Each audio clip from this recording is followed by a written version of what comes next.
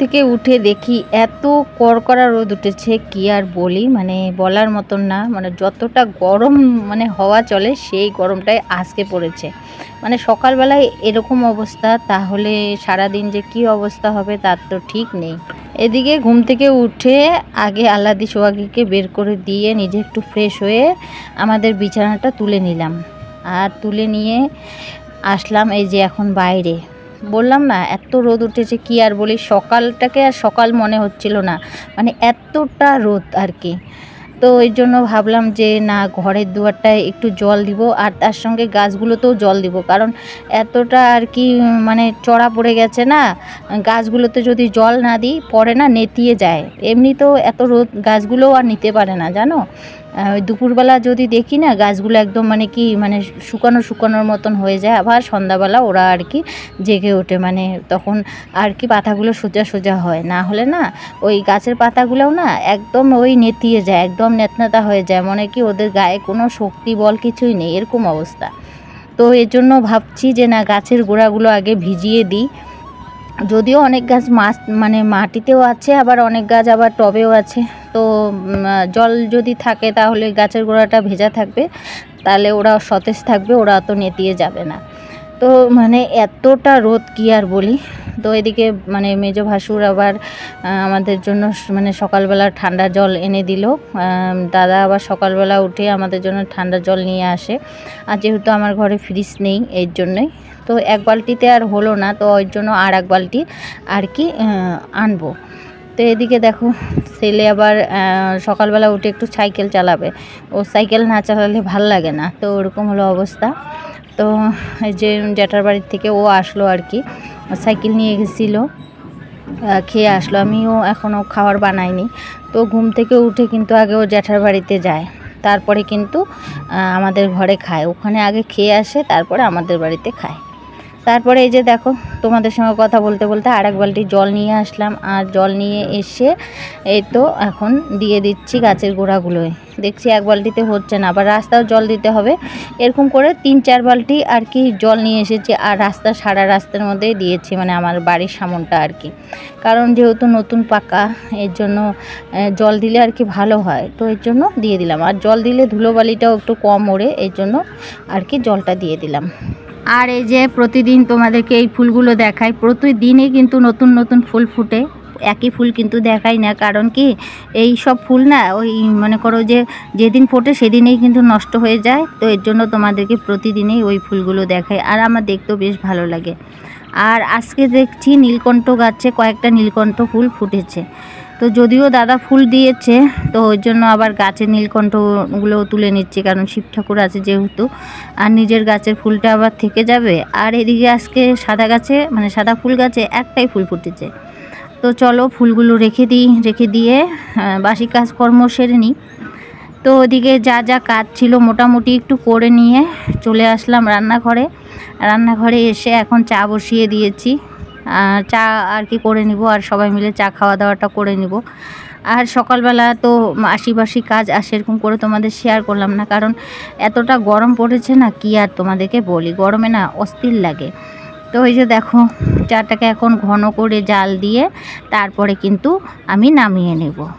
আর এদিকে চা খাওয়া দাওয়া করে নিয়ে তারপরে আজকে ঘরটা মুছে নিয়েছি। অন্য দিন কি হয়, ঘরটা মুছে নিই বা হলো ওদিকে কাজকর্ম সেরে নিই, তো আজকে আমি চা খেয়ে দিয়ে আর কি এই কাজটা করেছি, কারণ এতটা গরম পড়েছে আর তোমাদের সঙ্গে সেরকম করে শেয়ার করিনি, একবারে কাজ সেরে নিয়ে তোমাদের সঙ্গে শেয়ার করলাম।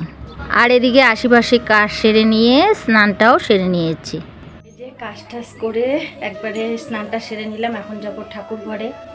আর এতটা গরম পড়েছে না, কি আর বলি। আর দেখো চুল থেকে টপ করে জল পড়ছে, কি বলবো, মাথাটাও মুছতে ইচ্ছে করছে না যে মাথাটা ভিজা থাক, তো চুলটা আটকায় রাখছি যে থাক আপাতত আর কি এরকমই থাক, যখন শুবো বিকালে তো আমি একটু শুই, তখন ফ্যানের নিচে চুলটা শুকিয়ে নিব, কারণ এতটা গরম না, কি আর বলি, তাল পাকা গরম যাকে বলে, মানে সামনেই ভাদ্র মাস, তো সেই রকমই আর কি তাল পাকা গরম পড়েছে।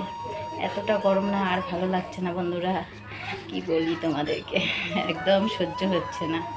তো চলো ঠাকুর পূজাটা দিয়ে নিই আর সাথে থাকো। চলে আসলাম ঠাকুর ঘরে এসে এই যে এখন ঠাকুরের যত ফটো আছে, তারপর ঠাকুর যতগুলো আছে সবগুলোকে আমি একটা কাপড় দিয়ে ভালো করে করে মুছে নেব। আর আমি এই কাজটা বৃহস্পতিবারের দিনে করি, তাছাড়া অন্য দিন আমি ঠাকুর মুছি না, ওই বৃহস্পতিবারের দিন।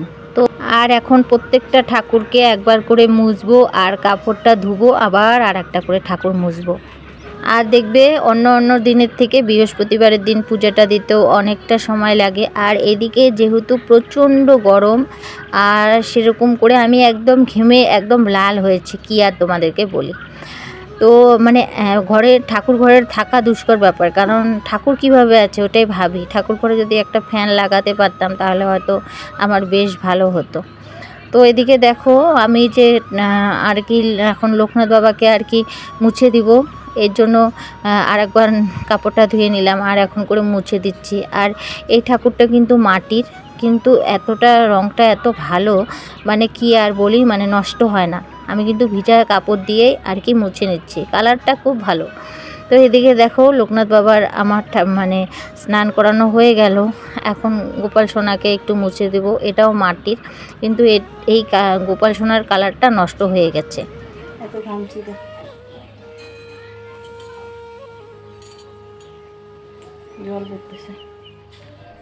জল পড়তেছে এতটা ঘামছি, কি বলি, চলো রান্নাঘরে যাই। আর দেখলে কি ঘেমে গেছি, কি বলি, আর তোমাদেরকে ঘামটাই দেখাচ্ছিলাম। তো এতটা গরম লাগছিল না, কথা বলারও মানে রুচি লাগছিল না, কাজ করতে করতে কোনো সময় হয়রান হয়ে যায়, কথা কওয়ার রুচি থাকে না, এরকম হলো অবস্থা। তো গরমে আর মানে এতটা ক্লান্ত হয়েছিল মানে শরীরটা, তো আর মনে হচ্ছিল না যে তোমাদের সঙ্গে একটু জোরে কথা বলি, মানে গলার দিয়ে আওয়াজে আসছে না। তো চলে আসছি রান্নাঘরে। এদিকে বড় মেয়েকে বলেছি একটু আলু ভাজা কাট, আর দেখো দুনিয়ার আলু ভাজা কেটে রেখেছে, কারণ ও যে আলু ভাজা ভালোবাসে, আমার ছেলে মেয়ে আলু ভাজা ভালোবাসে, এই জন্য প্রায় 1 ঘন্টা ধরে এই এতগুলো আলু ভাজা মানে কেটেছে। বাকি সবজি তো কাটাকাটি নাই, তো ও এটা কেটেছে, এটাই আর কি মানে এগিয়ে গেছে। তো এরকম হলো অবস্থাও। তো আমি বললাম যে এতগুলো একটা ভাজার কি দরকার, পরে আমি ভেজে দিতাম। তো বলে না আমি এতগুলোই খাবো, বেশি করে ভাজো। তো এতগুলো আলু দেখছো ঠিকই, এতগুলো আলু থাকে না, কারণ ভাজলে কিন্তু অনেকটাই কমে যায়। তো যাই হোক, আলু ভাজাগুলো বসিয়ে দিলাম। আজকে সেরকম কিছু রান্না করব না, ওই যে আলু ভাজা করব, আর আজকে রান্না করব শুধু আলু ভাজা আর হলো বাঁধাকপির ঘন্ট আর সোয়াবিন আলুর তরকারি। এটাই আজকে আমাদের দুপুরবেলার রান্নাবান্না।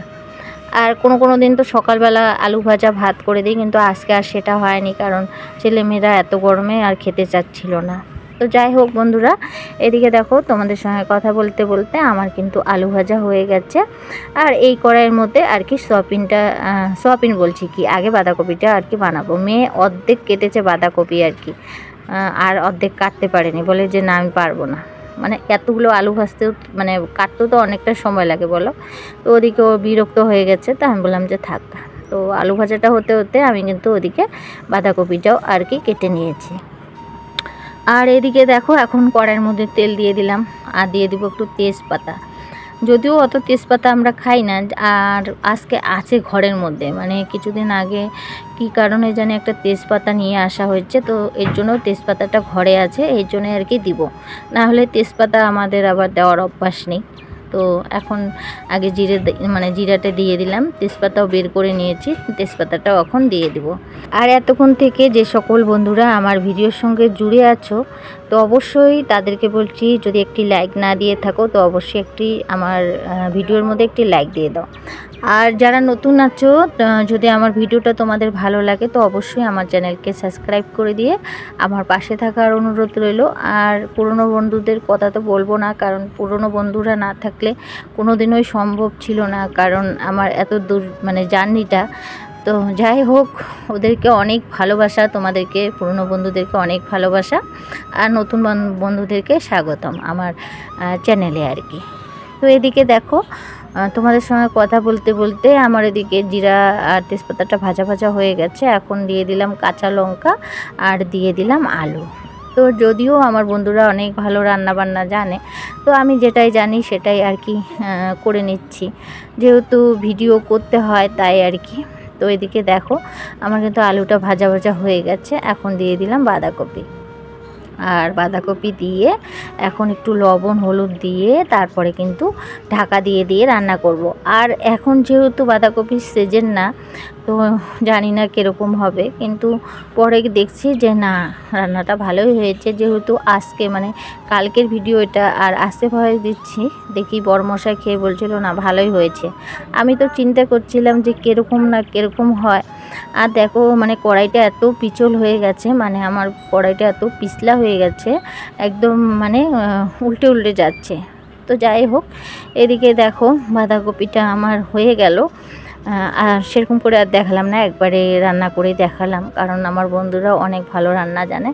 তো আজকে বাঁধাকপিটা অতটা আর কি মানে শুকাবো না যে একদম, মানে কারণ ভয় লাগছে যে কীরকম হবে। যাই হোক, হয়ে গেছে, ওটা নামিয়ে নিয়েছি। মোটামুটি একটু ভেজা ভেজা টাইপেরই মানে নামিয়ে নিয়েছি, অত খটখটা শুকায়নি। আর এদিকে দেখো সোয়াবিন আলুর তরকারি রান্না করেছি, সেটাও তোমাদের সঙ্গে শেয়ার করলাম। তো আজকে দুপুরবেলা এটাই রান্নাবান্না ছিল। আর একেবারে সন্ধ্যাবেলা তোমাদের সঙ্গে দেখা হলো। আর এদিকে তো গরমে ঝালাপালা হয়ে গেছে, কি আর বলি, মানে গরমে যতবার স্নান করি, স্নানের জলটাও যেন মানে যে স্নান করছি তখনও মনে হচ্ছিল যে গরম জল, মানে গায়ের যে জল মানে জলটা পড়ছে সেটাও গরম হয়ে মানে পড়ছে, এরকম অবস্থা। তো স্নান বিকেলবেলায় তো আমি একটু ঘুম আজকে আর কি হয়নি, একটু আর কি সবার লাইভে গেলাম, আর নিজে ইচ্ছা করলে ঘুমাতে পারতাম, কিন্তু ঘুমও আসছিল না। তো যাই হোক, ঘুম আসছিল না ভালো কথা, কারণ আমি এত ঘুমাতে ভালোবাসি। যেদিন আমি ঘুমাতে চাই না আর কি, সেদিন আমি অবাক হয়ে যাই যে আমি কী কারণে ঘুমাইলাম না, কারণ এত ঘুম পাগল আমি। তো যাই হোক, এদিকে দেখো আজকে যেহেতু বৃহস্পতিবার, একটু ধুনো ধরিয়েছি আজকে, ধুনো আর প্রদীপ দিয়ে আর কি ঠাকুরকে দেখাচ্ছি। আর দেখবে বৃহস্পতিবারের দিন না একটু ধুনো কিন্তু বেশ ভালো লাগে আর কি, ধরালে সারা ঘরে ধুনো ধুনো গন্ধ থাকবে, আমার কিন্তু খুব পছন্দ লাগে। আর ধুনোর গন্ধটা আমার খুব ভালো লাগে। আর ধুনোর গন্ধটা যখন ঘরে সারা ঘরে মলমল করে, তখন কিন্তু সত্যি একটা আলাদা তৃপ্তি লাগে। তো এদিকে দেখো আর কি সন্ধ্যাবাতি দিয়ে ওর বাবাও বলছিল আর কি, বড়মশাই বলছিল যে আমি যাবো গা, তুমি তাড়াতাড়ি একটু চা করো। তো ওদিকে আমি চা বসিয়ে দিয়েছি, আর এদিকে আমি আর কি দুধ বসিয়েছি ছেলের জন্য।